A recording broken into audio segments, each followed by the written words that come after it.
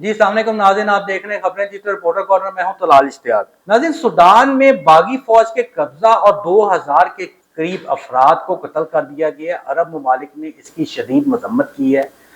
और दूसरी जानिब वज़ीर आला पंजाब मरियम नवाज साहिबा ने कल अपनी जय्यद उलमा के साथ बैठ के एक वाज़ेह पॉलिसी को बताया अवाम को कि मजहब की आड़ में शरत पसंदी की इजाज़त किसी तौर पर नहीं दी जाएगी। इस हवाले से बात करने के लिए हमारे साथ मौजूद हैं एडिटर कोऑर्डिनेशन ज़ियाब लोह साहब। अस्सलाम वालेकुम सर। वालेकुम सलाम। सर, सबसे पहले बताइएगा सूडान के जो हालात हैं, बागी फौज ने 2000 अफराद को कत्ल कर दी है, पूरे शहर पे कब्जा किया है, हमारे नाज़रीन को एक हक़ाइक़ जी, ये अल फिशर एक शहर है, उस पर ये गुज़श्ता 3 से 4 दिनों से वहाँ उन्होंने अटैक किया और 3 और 4 दिन कोई खबर वहाँ से नहीं आती रही।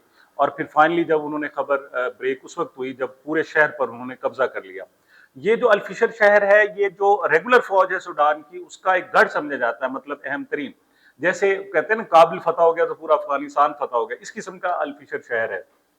लेकिन तलाल साहब, इंतहाई अफसोस के साथ कि हम तहजीब के कितना लंबा सफर तय करके आए हैं, दुनिया कत्लो गारत से इज्तनाब कर रही है, लेकिन ये यहाँ ये नोट करें कि यहाँ कोई हिंदू नहीं है, कोई गैर मुस्लिम नहीं है, कोई जनाब यहूदी नहीं है, कोई जनाब ईसाई नहीं, कोई और नहीं है, ये मुसलमान है आपस में।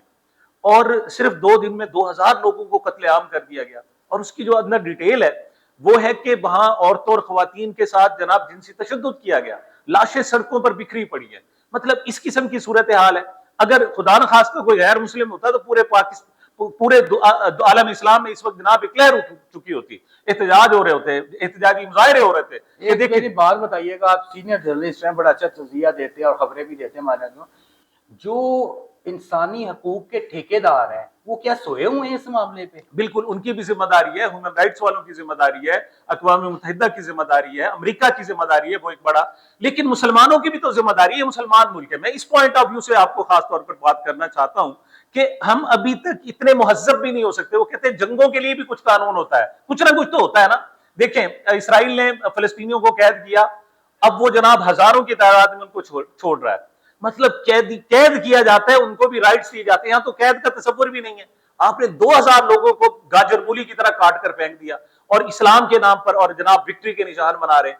ये इंतहाई अफसोस। इससे आपको अंदाजा होगा कि हम किस साइड पर जा रहे हैं। और मैं ओआईसी से कहना चाहता हूं कि जिस तरीके से आप दीगर ममालिक के हवाले से बात करते हैं, यहां पर भी कोई ना कोई कदम लगाएं कि ये इंसानियत का जुर्म खुद करें तो उसका मतलब कोई पूछने वाला नहीं।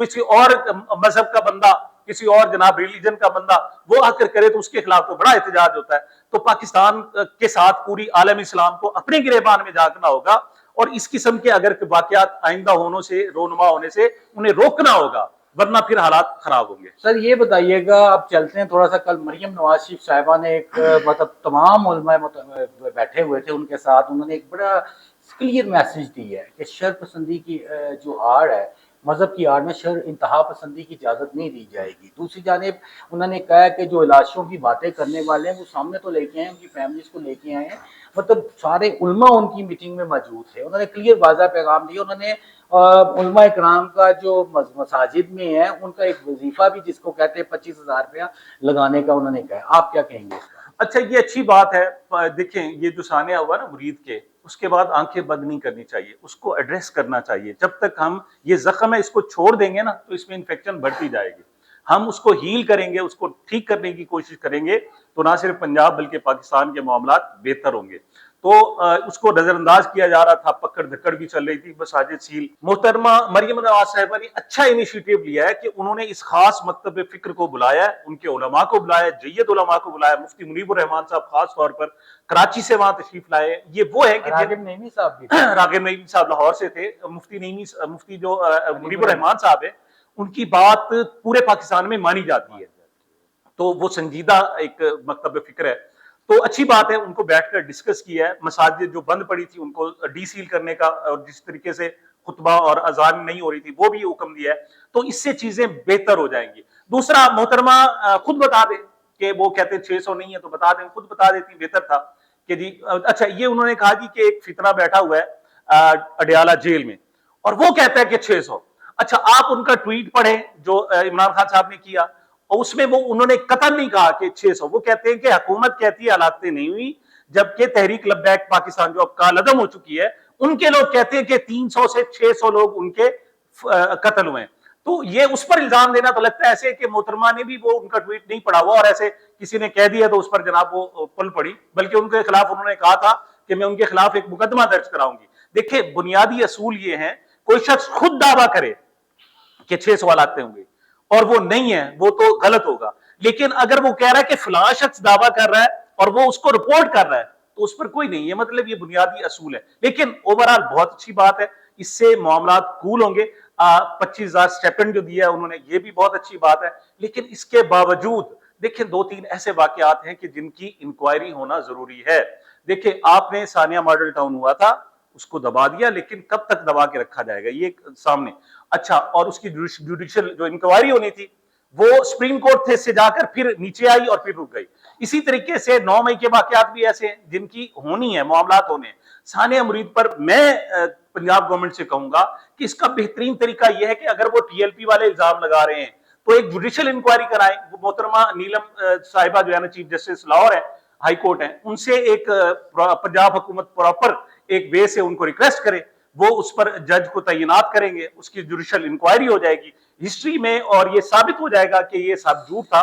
یہ اس کا بہترین حل ہے. اچھا سر یہ بتائیے گا کہ حکم امتناعی تو نہیں میرا شبلی فراز کی سیٹ پہ جو الیکشن تھے وہ ہو چکے ہیں, مطلب اس میں ووٹ بھی دیے گئے ہیں پی ٹی آئی بلکہ کے پی کے جو سی ایم انہوں نے بھی ووٹ دیے ہے, آپ کیا کہیں گے اس حوالے سے؟ دیکھیں ایک طریقہ کار یہ ہوتا ہے کہ کسی بھی ملزم کو مجرم بناتے ہوئے اس کی سنوائی لازمی ہوتی ہے, اس سے سنا جاتا ہے تیرا موقف کیا ہے.